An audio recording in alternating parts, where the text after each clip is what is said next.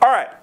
So the ACLU, the American Civil Liberties Union, issued a report this month that revealed a stark disparity in the amount of wealth American households receive after 2007 to 2009 recession, with white-owned home and assets recovering more fully than black-owned assets. And the reason being, now the report's very detailed, but what they found included that the pre-recession predatory lending disparities targeted minority groups in particular and hurt black households more. And when it comes to recovery, they found that the average black household's wealth dropped 33%, while their white counterparts' wealth only dropped 12%. And the report also went on to find that banks are not lending to black households at the rate that they're lending to white households. So, in a nutshell, what you have here is this. You have systematic ills, systematic issues that has caused economic disparities.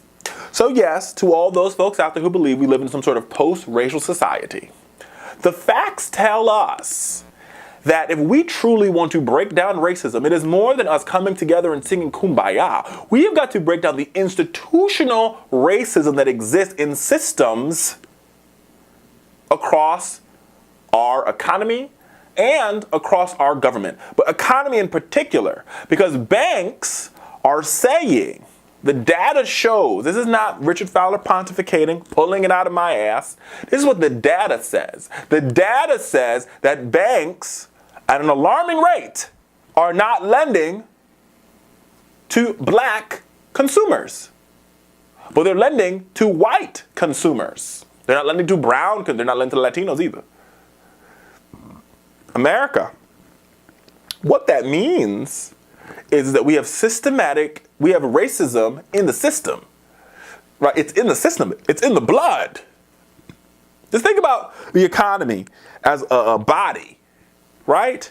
So even if you have, think of racism as a cancer. We have a tumor, right? And we've removed it. Now we could say that we've passed laws such as, the Fair Housing Act, Civil Rights Act, passed laws to remove the tumor. So the tumor's gone. Yes, you are right. And we have a black president. So the wound has healed up. But that does not mean for 1 second that cancer still does not exist in our system. And this cancer, America, is racism, and it's institutionalized into our system. And if we truly want to be cancer-free as a country and eliminate racism, then we have got to go into these institutions and break them down and break out and pull out the cancerous cells of racism to make sure that we truly live in a fair and just society. Just